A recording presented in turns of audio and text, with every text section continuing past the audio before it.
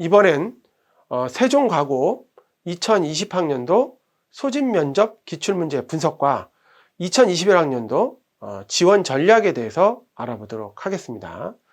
자, 그러면 얼마 전에 20개의 과학고의 원서가 모두 마감됐습니다. 평균 경쟁률은 작년도 대비해서 소폭 하락한 것으로 나타나고 있습니다. 전체 학교별로 본다면 경기북과학고는 7.39대 1로 가장 높은 경쟁률을 보여주고 있습니다.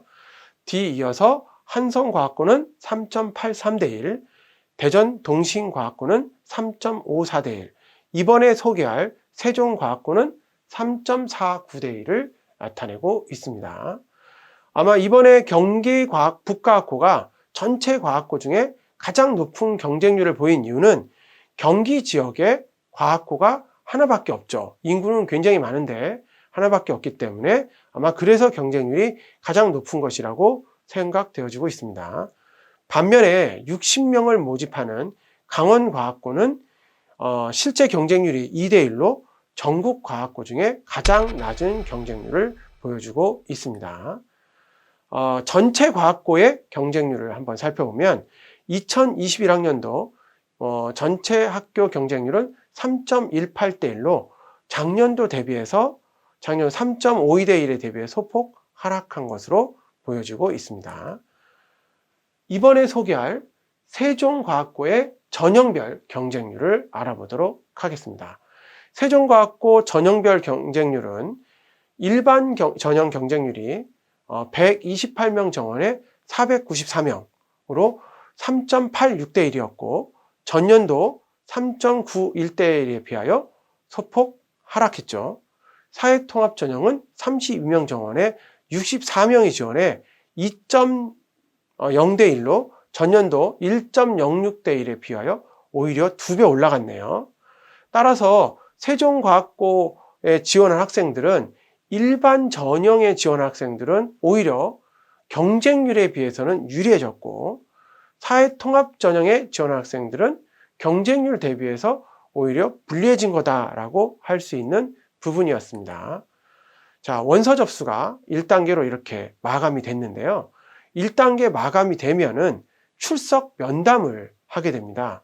출석 면담에는 제출한 서류, 생활기록부나 자기소개서 같은 내용들을 가지고 그 서류가 진정성이 있는 건지 확인하는 작업을 하게 되는 겁니다.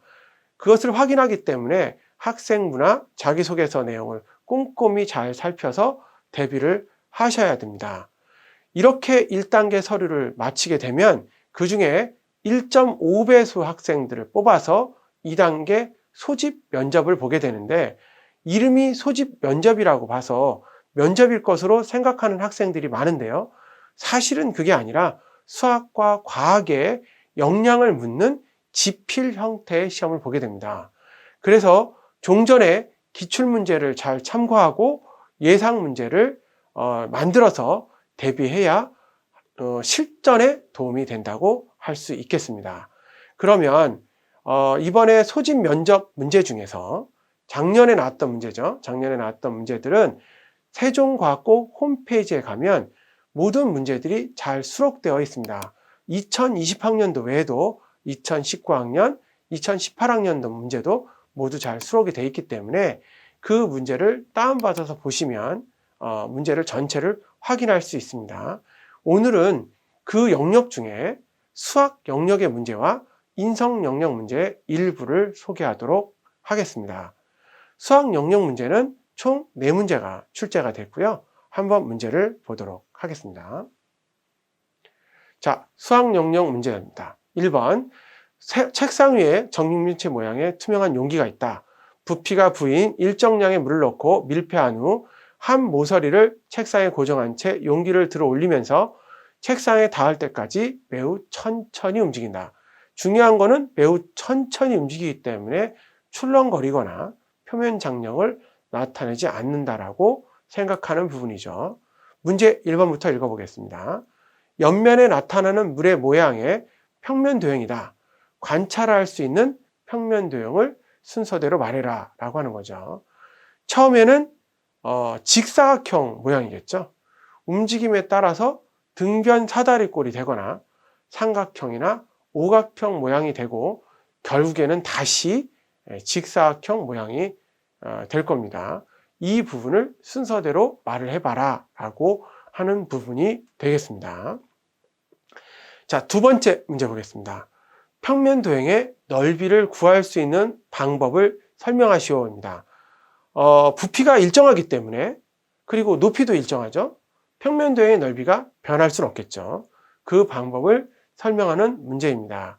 여러분, 문제에서 확인하셨지만 실제적으로 공간지각력이나 창의사고력 부분을 잘 할 수 있는 학생들이 유리한 문제죠.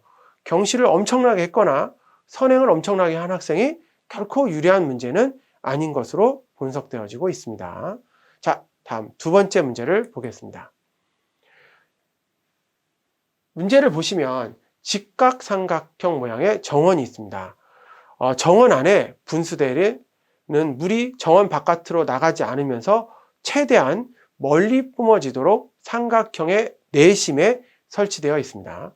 사방으로 뿜어진 물은 공중에서 포물선을 그리며 바닥으로 일정 높이까지 올라갔다 떨어지고 바닥에 떨어진 물은 원을 그린다 라고 되어져 있습니다.